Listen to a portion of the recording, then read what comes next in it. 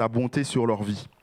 Et je sais que j'avais dit qu'on aurait fait un culte de famille ce dimanche, mais j'ai eu à cœur de partager avec vous autre chose. Donc c'est pour ça qu'on a un peu bousculé l'habitude de ce que nous faisons et le déroulé du culte. Et j'ai vraiment à cœur de partager avec vous autre chose qui va être dans la lignée de ce que j'ai partagé avec vous tout à l'heure en vous parlant de ces jeunes et en vous demandant de prier pour eux. Et nous allons faire une lecture dans le livre de Deutéronome au chapitre 6 et à partir du verset 1er. C'est un passage qui est connu si vous êtes lecteur de la Bible, Deutéronome au chapitre 6 et au verset 1er.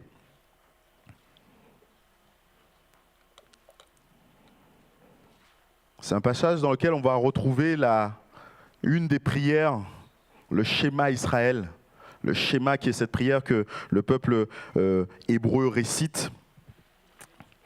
Deutéronome au chapitre 6, au verset 1er. Voilà ce qui nous est dit dans la parole de Dieu.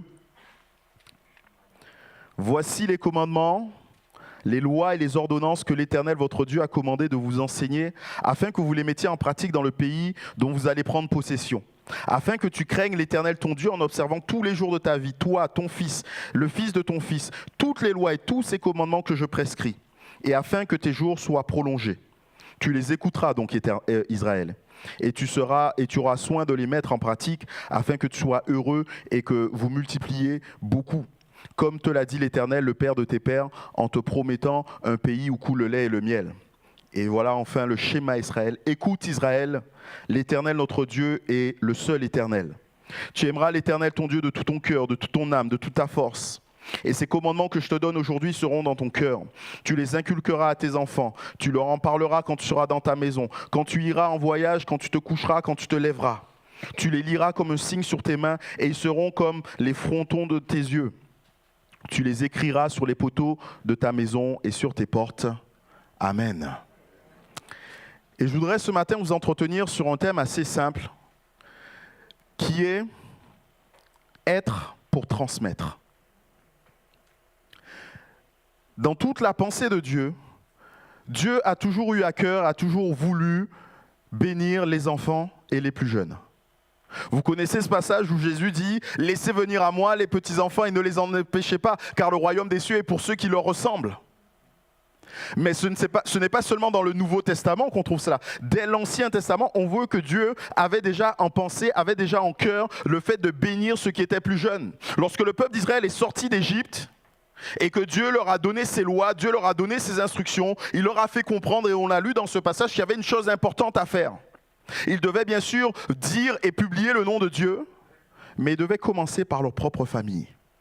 Les premiers à devoir être enseignés selon les lois de Dieu, c'étaient les enfants des enfants d'Israël. C'était ceux qui étaient dans leur maison, c'était ceux qui étaient les leurs, c'était les ados, c'était les jeunes, c'était les plus petits. Et quand Dieu dit ça, Dieu ne veut pas simplement leur transmettre une culture. On est là et chacun d'entre vous, comme moi, vous avez votre culture. Moi, je suis d'origine guadeloupéenne, j'ai grandi en Guadeloupe. Et que je le veuille ou non, que mes parents l'aient voulu ou non, ils m'ont transmis de la culture guadeloupéenne. Ils m'ont transmis de l'histoire guadeloupéenne. Je suis guadeloupéen.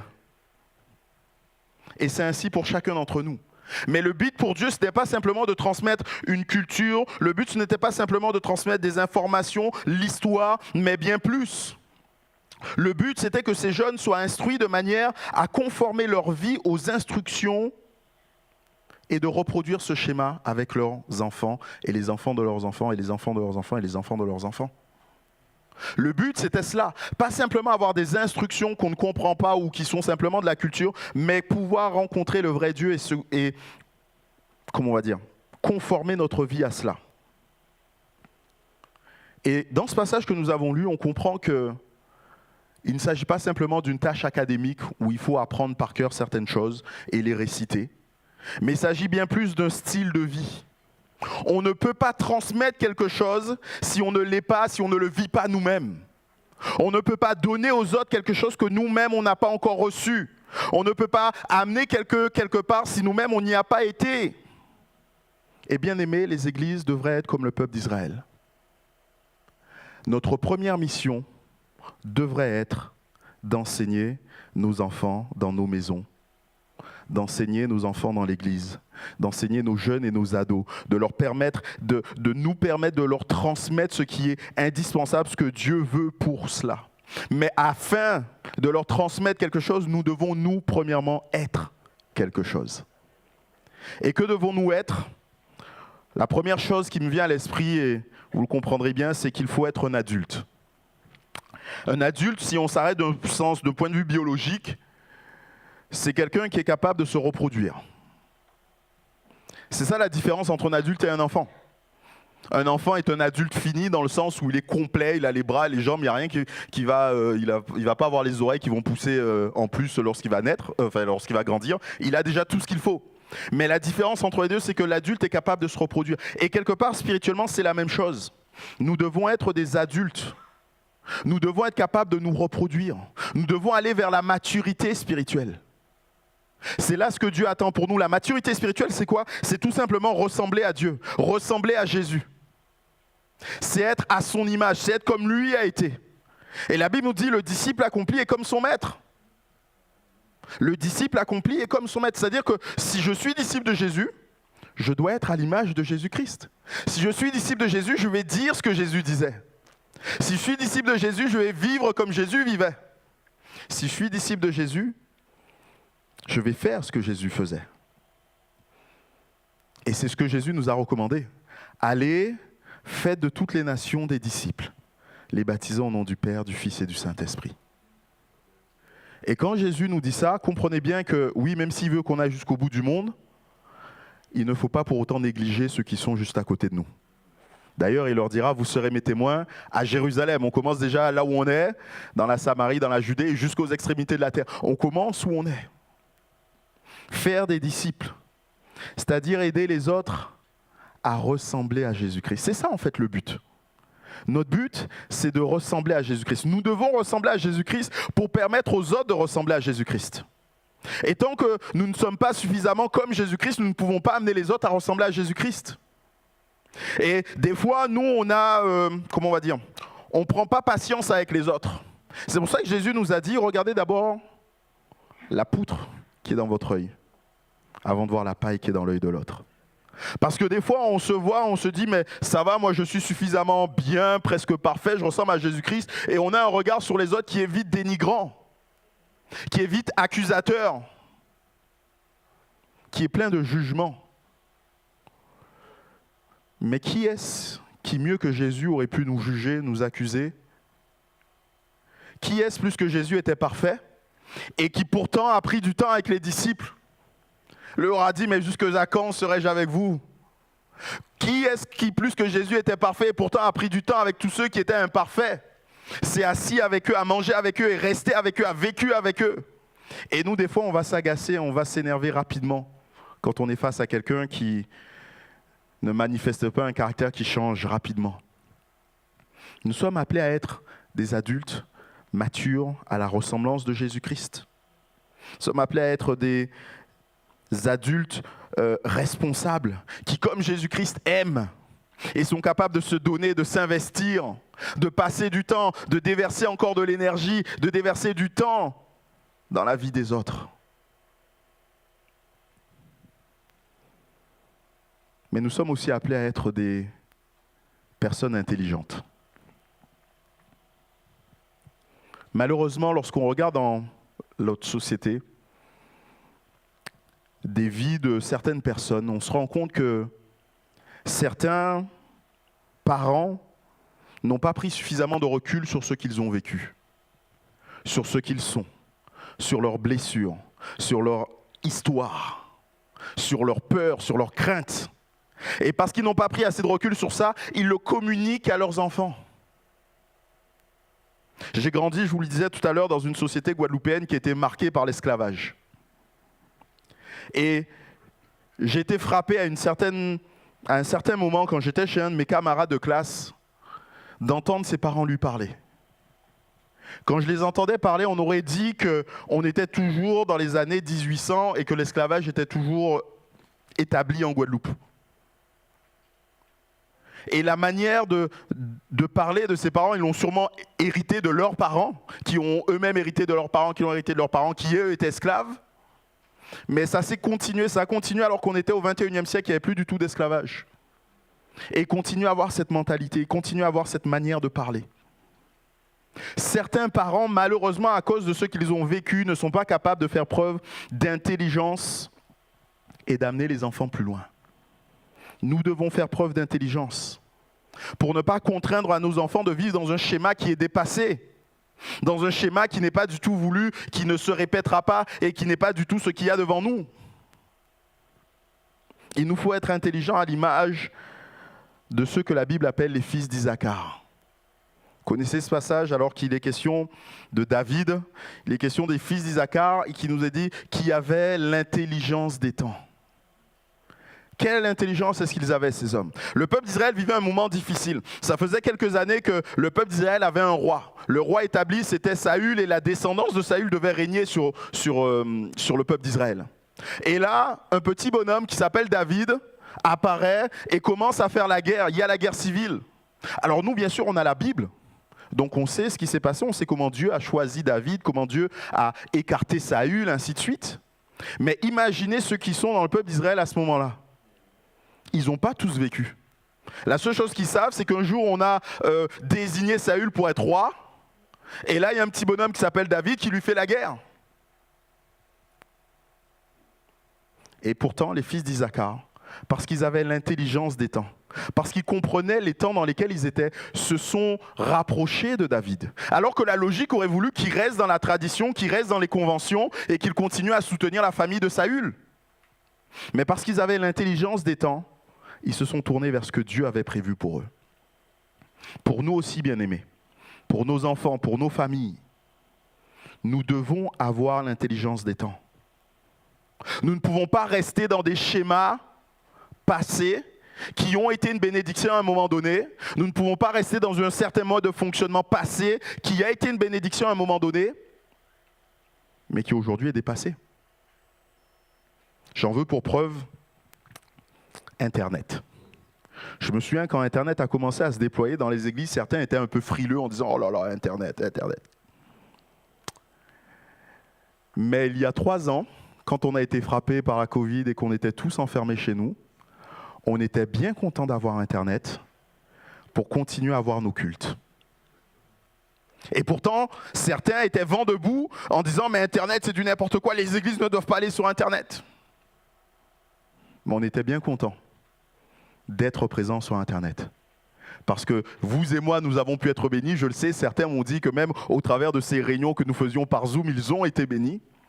Mais réalisez aussi que l'Église n'a jamais été aussi présente sur Internet que pendant la période de Covid. Parce que chaque dimanche, chaque jour en semaine où il y avait une réunion, il y avait une présence sur Internet des chrétiens. Des chrétiens priaient ensemble.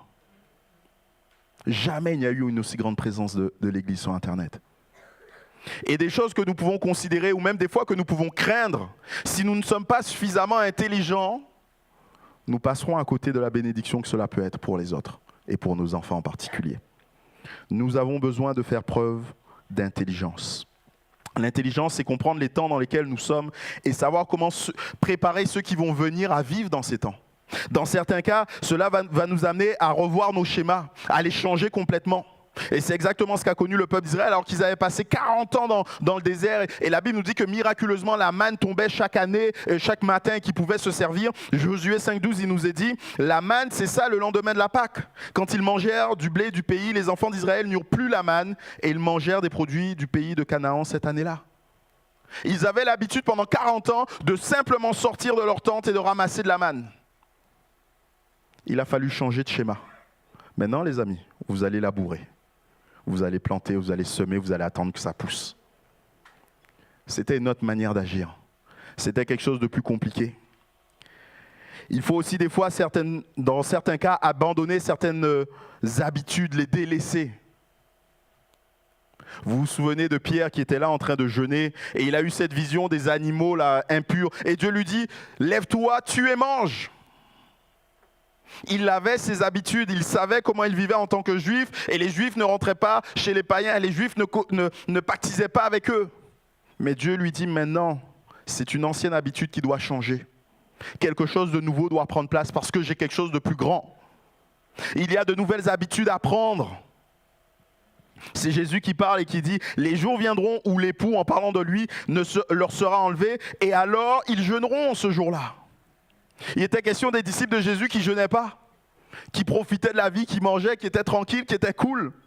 Mais Jésus dit « Viendra un moment où ils auront une autre habitude à prendre. » Il nous faut avoir l'intelligence des temps pour savoir quand passer d'un moment à l'autre, quand savoir abandonner quelque chose, quand savoir saisir une nouvelle chose. Nous en avons besoin pour nous, pour nos enfants et pour l'Église. Nous en avons besoin.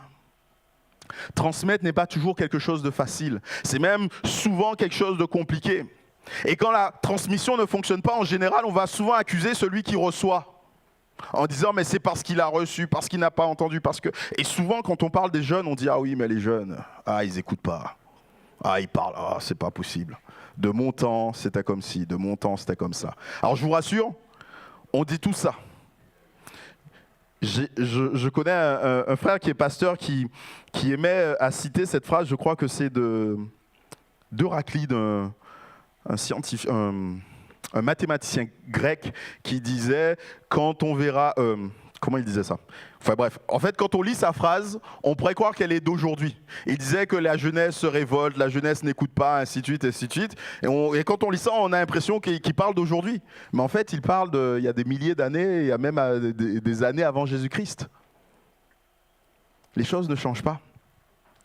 Et souvent, quand ça ne fonctionne pas, on peut penser que c'est celui qui reçoit la transmission qui a un problème. Mais notez bien que dans le passage que nous avons lu, Dieu ne s'adresse pas à ceux qui vont recevoir la transmission, il s'adresse aux parents et leur dit « Faites en sorte que vos enfants retiennent ce que je vous ai dit. »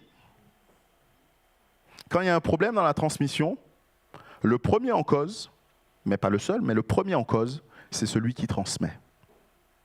Si celui qui doit recevoir ne reçoit pas correctement, la première question à se poser, c'est est-ce que moi je suis? Est-ce que je transmets ce que je dois? Est-ce que je suis celui que je dois être? Il y a quelques années, enfin avant, quand j'étais sur Bordeaux, il y avait une sœur qui avait vécu le temps du réveil avec Douglas Scott et qui avait vécu ces temps où Dieu agissait, où Dieu bénissait. Et un jour, on discutait, elle m'a dit « Ah, nous avons perdu cela. » Et pour la taquiner, je lui ai dit « Non, moi, j'ai rien perdu. » Moi, je n'ai jamais connu ce temps où il y avait des miracles qui se faisaient, où il y avait autant de conversions. Si quelqu'un a perdu quelque chose, c'est vous. C'est vous qui avez perdu quelque chose. C'est vous qui n'avez pas transmis quelque chose à la génération d'après. Moi, je suis arrivé dans une génération où c'était déjà comme ça. Je n'ai rien perdu. Il nous faut être conscients de cela. Nous devons transmettre. Mais pour transmettre, nous devons être. Et si on doit transmettre certaines choses, on pourrait transmettre beaucoup de choses et se dire beaucoup de choses. Mais moi, je veux m'arrêter simplement sur ce passage et considérer au moins 2 choses que nous devrions transmettre.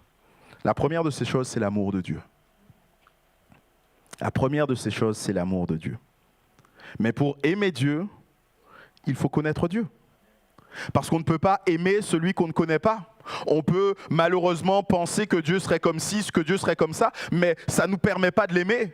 On pourrait être émerveillé devant la création, mais quand on ne réalise pas la grandeur de Dieu, on passerait à côté. Et dans ce passage, il nous est dit, et au verset 4, « Écoute Israël, l'Éternel, notre Dieu, est le seul éternel. » Alors bien sûr, c'était traduit en français, mais en fait ici, vous avez plusieurs mots.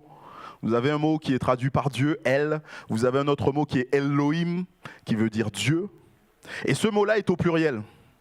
En fait, en grec, en hébreu, excusez-moi, vous avez soit des mots au singulier, soit des mots duo, enfin dual, donc ça veut dire deux, ou des mots au pluriel. Et quand le pluriel n'a pas de chiffre, on considère que c'est 3. Et ici, c'est exactement le cas. Quand il est dit Elohim, il n'y a pas de nombre devant. Donc, quand il nous dit notre Dieu est un, il est en train tout simplement de nous faire une grande déclaration, l'une des plus grandes déclarations que nous pouvons trouver dans la parole de Dieu, à savoir que Dieu se révèle à l'homme en 3 personnes. Dieu le Père, Dieu le Fils et Dieu le Saint-Esprit. Nous devons connaître Dieu le Père, Dieu le Fils, Dieu le Saint-Esprit. Pourquoi? Parce que si on enlève Jésus de l'équation, si Jésus n'est pas Dieu, il n'y a pas de salut, bien-aimé. Si Jésus n'est pas Dieu, Jésus-Christ n'est pas mort sur la croix, Dieu ne peut pas nous réconcilier avec lui. Personne n'a pris ses péchés sur nous, nos péchés sur lui, pour nous pardonner et nous réconcilier avec Dieu. S'il n'y a pas Dieu, l'Esprit, qui est-ce qui va nous convaincre de péché, de justice et de jugement? Qui est-ce qui va nous permettre de comprendre que la mort de Jésus sur la croix il y a 2000 ans nous réconcilie avec Dieu? Dieu le Père, Dieu le Fils et Dieu le Saint-Esprit. Nous devons connaître Dieu pour pouvoir l'aimer. Et dans les paroles que nous avons lues de Moïse, c'est Moïse qui est en train de parler dans ce Deutéronome, dans ce chapitre du Deutéronome. Moïse ne veut pas simplement s'arrêter sur l'aspect extérieur des choses. Et on peut s'arrêter sur l'aspect extérieur des choses et continuer à faire les choses comme on les a toujours faites, mais ne plus y avoir le cœur. Mais Moïse veut nous faire comprendre qu'il y a bien plus que ça. Il veut s'assurer que les actions extérieures ne remplacent pas l'expérience intérieure. La relation d'amour de Dieu doit être dans nos cœurs. Une relation d'amour doit naître dans nos cœurs. Savoir que Dieu existe et qu'il se manifeste aux hommes est bien, mais cela ne sert à rien si on n'entretient pas une relation avec lui. Quel serait l'intérêt pour nous de savoir qu'il y a un Dieu tout-puissant qui est dans les cieux, qui est éternel, infini, qui ne manque de rien, si on n'est pas en contact avec lui? Dieu est celui qui veut rentrer en contact avec les hommes, avec vous et moi. Et c'est cela que nous devons communiquer à nos enfants. Connaître Dieu, aimer Dieu, avoir une relation personnelle avec lui, garder sa parole. C'est une preuve d'amour, c'est Jésus lui-même qui le dira, si vous gardez mes commandements, vous demeurez dans mon amour, de même que j'ai gardé les commandements de mon Père et que je demeure dans son amour. Nous devons leur transmettre l'amour de Dieu. Mais en plus de l'amour de Dieu, on doit leur transmettre le service de Dieu. On doit leur transmettre le fait de servir Dieu. Et je sais que depuis ce début d'année, on a commencé les cultes de famille et certains me l'ont dit, d'autres ne me l'ont pas dit. En me disant, mais c'est pas cool, c'est pas comme ça que ça devrait se faire, l'église devrait être autrement. Mais bien aimés, j'ai la conviction que si nous ne donnons pas à nos enfants le goût de servir Dieu aujourd'hui, le diable se chargera de leur donner un autre goût. Si nous ne leur donnons pas la possibilité aujourd'hui d'être dans la maison de Dieu, de servir, d'apprendre à servir, tout comme pouvait l'être Samuel. Samuel était dans le temple et il servait à sa mesure de manière modeste, mais il servait. Il avait le goût au service. Si nous ne prenons pas le temps de faire cela, ne soyons pas étonnés que nos enfants n'aiment pas servir. Je préfère avoir nos enfants avec nous au culte, aux réunions de prière. Ils font un peu de bruit? Oui. Mais je préfère qu'ils soient présents ici, plutôt qu'ils soient je ne sais où. On a trop tendance à vouloir les reléguer de côté. C'est une bonne chose, merci, et je remercie nos sœurs qui servent à l'école du dimanche. C'est une bonne chose qu'elles soient à l'école du dimanche, qu'ils aient un culte adapté à leur âge. Mais ça ne veut pas dire qu'on doit les enfermer dans cette pièce et que c'est uniquement là le culte pour eux. Nous, dans notre conception, malheureusement, quand on parle d'église, on pense souvent à l'église spirituelle, mais on oublie l'église communauté. Et les premiers au bénéfice de cette communauté, ce sont nos enfants, bien-aimés. Ce sont nos enfants, ce sont nos jeunes, ce sont nos ados. Et quand nous délaissons tout cela, ne soyons pas étonnés que nos ados, nos jeunes délaissent aussi l'église. Oui, lorsqu'ils sont présents, ça nous impose de fonctionner autrement.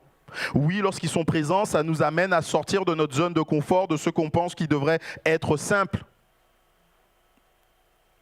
Mais pour moi, il est indispensable qu'ils soient présents. Il est indispensable qu'ils soient présents. Samuel servait comme on lui avait appris à servir, tout simplement. Il apportait une petite contribution jusqu'à ce que Dieu se révèle à lui. Et vous savez, l'important dans le service, c'est peut-être ça. Et c'est ça que j'aimerais transmettre à l'Église et j'aimerais que chacun d'entre nous comprenne. L'important pour nous, ça devrait être uniquement cela. Pouvoir leur permettre d'entendre la voix de Dieu. Pas leur dire ce que Dieu leur dit. Parce que ça, on est bien fort pour leur dire, mais tu ne devrais pas faire ça, tu ne dois pas faire ci, tu ne dois... Mais laissez-les entendre Dieu leur parler. Et quand Dieu leur a parlé, vous verrez qu'il n'y a pas besoin de faire de longs discours. Quand Dieu s'est révélé à eux, il n'y a pas besoin de changer beaucoup de choses. Je discutais hier soir, alors qu'on était avec les jeunes et les ados, il y a une ado qui me disait, mais il y a des choses, il y a quelque chose là qui avait beaucoup de place dans ma vie, j'essayais de me convaincre qu'il fallait que je l'abandonne, mais j'ai compris, Dieu m'a dit que... Personne ne lui a dit, hein. C'est juste Dieu qui lui a dit. Et c'est elle qui met en règle sa vie. Et nous, des fois, on veut comme forcer les choses et imposer les choses. Mais ce n'est pas ce que Dieu nous demande. Ce n'est pas notre manière d'agir. Ça ne doit pas être notre manière d'agir. Il est facile pour nous de maintenir un extérieur qui est conforme. Et d'ailleurs, c'était le cas du temps de Samuel. Mais vous noterez bien, quand on commence 1 Samuel 3, la parole de Dieu était rare en ce temps-là. Les visions n'étaient pas fréquentes. Et pourtant, les gens continuaient à faire ce que Dieu demandait. Les gens continuaient à dire, voilà comment Dieu a dit qu'il faut agir. Mais la parole de Dieu était quand même rare en ces temps-là. Parce que les gens n'entendaient pas, parce qu'on ne mettait pas les gens en contact avec la parole de Dieu. Je vais finir simplement en vous rappelant cette question que je posais il y a maintenant quasiment un an, jour pour jour, enfin jour pour jour, je ne sais pas, mais quasiment un an. On avait fait toute cette série sur quelle église voulons-nous ? Et j'avais posé cette question, quelle église, comment vous voyez l'église dans ces temps ? Comment voulez-vous l'église dans ces temps ? Si à cette question, votre seul souhait, c'est que l'église soit bien, que vous soyez bien, que la prédication soit comme vous le souhaitez, que le programme ressemble au programme de l'église que vous pensez qu'il devrait être, bien aimé, vous passez à côté de l'essentiel. Dans ces temps, l'église que je voudrais que nous soyons, la Dédé Thonon, c'est une église où nos jeunes et nos enfants ont progressé dans le Seigneur. C'est une église où nos jeunes et nos enfants ont été baptisés. C'est une église où nos jeunes et nos enfants servent le Seigneur Jésus-Christ. Et servent le Seigneur Jésus-Christ pour atteindre ceux qui sont à l'extérieur de leur génération. Moi, ma plus grande joie, c'est le groupe d'ados quand j'ai vu qu'ils ramenaient leurs copains. Un jour, on était 5, 6 et la semaine d'après, on était, hier, on était 16. Merci Seigneur. C'est à eux de servir le Seigneur dans leur génération. C'est eux qui vont gagner leurs camarades, c'est eux qui vont gagner leurs copains de classe. C'est pas moi. Mais pour ça, je dois lui donner les armes, je dois leur donner les armes pour qu'ils puissent avancer. Pour ça, il nous faut transmettre quelque chose d'important. Il nous faut être un David. Vous savez ce qu'a fait David ? Il savait qu'il n'allait pas construire la maison de Dieu. Mais il a mis de côté. Il a mis de côté, bien sûr, des biens financiers. Il nous a dit qu'il y avait de l'or, de l'argent, de l'airain. Mais il n'a pas fait que ça, il a organisé les choses. Il a décidé comment devait se passer le tour de garde des Lévites. Il a créé des psaumes qui devaient être chantés. Il a écrit des psaumes. Il a créé des instruments de musique, même nous dit la Bible. Il a préparé tout ça. Même si lui ne l'a pas vécu, il a préparé tout ça. Élie, devait partir à la retraite. Il ne voulait plus continuer à vivre. Il a dit, Seigneur, c'est fini, je veux arrêter mon ministère là.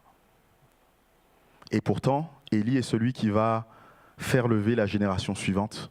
Il va oindre le roi d'Israël, le prochain roi d'Israël. Il va oindre le prochain prophète. Il va l'accompagner, il va le faire grandir. Il va lui permettre de devenir celui qui doit devenir. Mais tout ça, pourquoi ? Parce qu'il s'est investi. Nous devons être pour transmettre. Et mon souhait, bien-aimé, c'est vraiment que notre Église puisse transmettre quelque chose à nos jeunes générations. Vous le savez, vous qui êtes anciens dans l'Assemblée, on a vu certains de nos enfants être baptisés, on remercie le Seigneur pour cela. Mais où sont-ils aujourd'hui ? Et quand je dis ça, ce n'est pas une accusation que je lance à qui que ce soit. Mais je veux juste qu'on fasse un constat. Où sont-ils aujourd'hui ? Est-ce que nous n'avons pas manqué à un certain moment d'être pour leur transmettre quelque chose ? Est-ce que nous n'avons pas manqué à certains moments une intelligence des temps pour comprendre ce qui était nécessaire à ce moment-là pour leur permettre de continuer à faire l'œuvre que Dieu voulait au travers d'eux ? Ne répétons pas cette erreur. Soyons de ceux qui sont pour transmettre. Soyons des David, soyons des Élie. Soyons pour transmettre. Seigneur, je veux te remercier pour ta parole, mais je veux aussi te remercier pour ton Église. Merci pour chacun de ces jeunes, de ces ados qui a pu vivre une expérience tellement merveilleuse à Echo. Mais Seigneur, je ne veux pas que ça reste à Echo. Je prie pour qu'ils puissent le vivre encore dans leur vie de tous les jours, qu'ils puissent le vivre dans l'Église, Seigneur. Nous voulons te remercier pour tous ces jeunes et ces ados qui sont au milieu de nous, ces enfants, Seigneur. Vous remercier, Seigneur, pour tous ces temps que nous faisons et l'application que nous mettons à cela. Mais nous voulons te demander encore de nous aider, Seigneur, à être, pour que nous puissions leur transmettre, pour que nous puissions les voir grandir, pour que nous puissions les voir s'affermir en toi, Jésus. Merci, Seigneur, et que seul ton nom soit glorifié et béni encore en tout temps.